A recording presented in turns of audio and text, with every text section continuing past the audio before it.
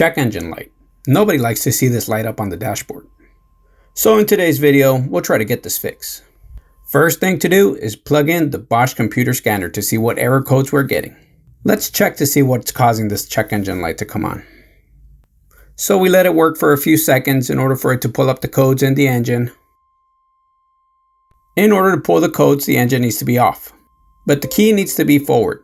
This will let the computer scanner communicate with the vehicle.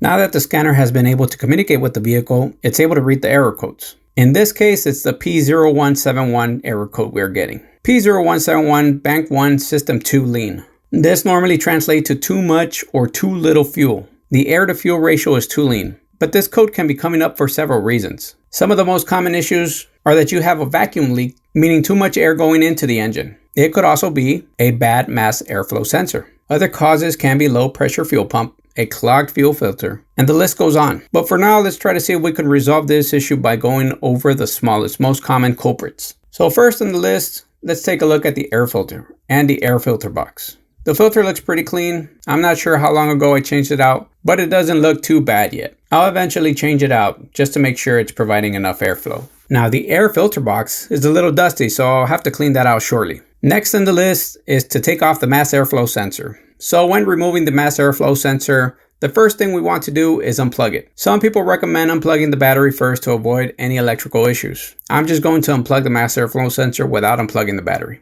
I've done it before, haven't had any issues doing it that way. Even though I loosened the screws holding the air intake and the mass airflow sensor together, it was still really hard to come off. But after a few pulls, I was finally able to remove the sensor with part of the intake still on one side. But anyways, here is the mass airflow sensor. Now I had gotten this replaced about 2-3 years ago. It was pretty pricey back then, and it's still pretty expensive to replace now. But I'm just going to clean this one out for now. The mass airflow sensor has some sensors in the center.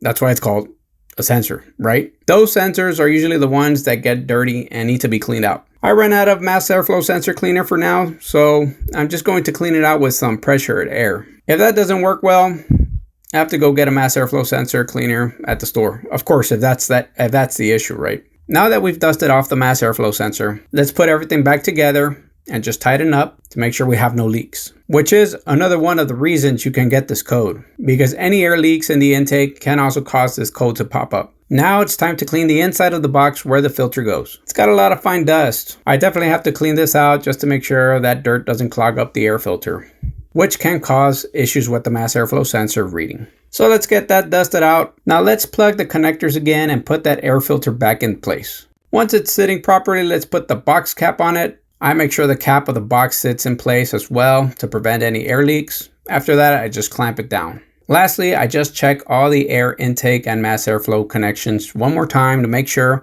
there are no loose ends, which can lead to the air leaks. All that is left to do is take it out for a test drive to see if the light comes back on. So after I drove it around 15-20 minutes, the light didn't come back on, but the error message did read when I plugged the scanner back in to check the system. So this means I still have the issue. At this point, I decided to take it to my local mechanic to have him check it out. He checked the same things I did, plus the fuel system. He advised me that the fuel pump was running perfectly. He believes that the issue may be with the fuel injectors that may be dirty. So what I'm going to do at this point is pour some fuel injector cleaner into the gas tank. I'm going to try that out for a few weeks, see what results I get. If it doesn't improve and the check engine light turns on again, I'll take it to have the fuel injectors cleaned. So let's hope the Royal Purple fuel injector cleaner works. I'll keep you all posted. I'll do an update, see if that worked. I'm going to give it a few weeks. I'll do an update on the issue. Hopefully this worked, but I have to run the vehicle for a few weeks, see if it cleans it out. Anyways, that's all that I have for y'all today. Let me know in the comment section if you have any other suggestions or if you had the same problem as I did and what you did to fix it. Also, please don't forget to like and subscribe to the channel. It would really mean a lot if you can help us out by doing just those two things. Thanks so much and have a great rest of your day.